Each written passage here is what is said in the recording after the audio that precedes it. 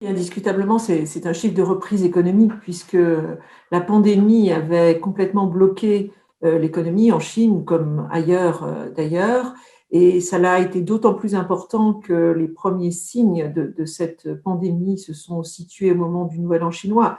Donc c'est une période de forte activité économique avec beaucoup de voyages, etc. et que tout a été pénalisé. Donc pendant quelques mois, il y a eu une rupture des chaînes de valeur, une fermeture de certaines entreprises et donc, l'activité économique a été absolument au ralenti.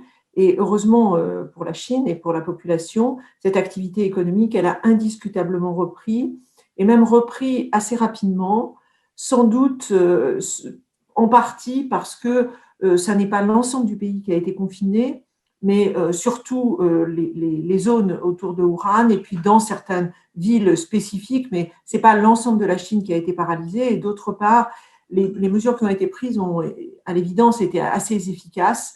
Et donc, il y a eu une reprise économique certaine. Alors, on voit avec les statistiques récentes qu'on a eues que le surplus commercial est très important et que les exportations ont été très importantes pour la Chine.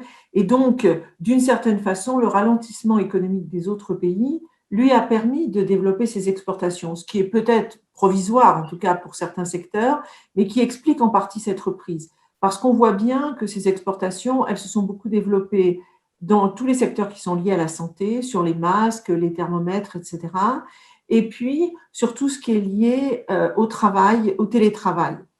Et là, la Chine a bénéficié de sa forte spécialité, compétence, comme on veut, sur le e-commerce, sur l'utilisation des QR codes, les paiements en ligne, etc., etc. Tous les pays ont dû s'adapter à ces changements avec le télétravail. La Chine avait déjà une familiarité avec ces pratiques et cela a beaucoup aidé à la reprise, encore une fois, dans le secteur qui était favorisé par le télétravail, donc les ordinateurs notamment, les tablettes, etc. Et puis tout ce qui a été lié à la santé, qui a beaucoup soutenu ces exportations. Le président chinois va probablement défendre le multilatéralisme et le fait que tous les pays aient intérêt à développer une solidarité économique, etc. On peut supposer que ce sont les éléments qu'il va essayer de développer. Alors, elle a une influence sur l'économie mondiale dans la mesure où la demande chinoise peut être quelque chose d'important pour le reste du monde.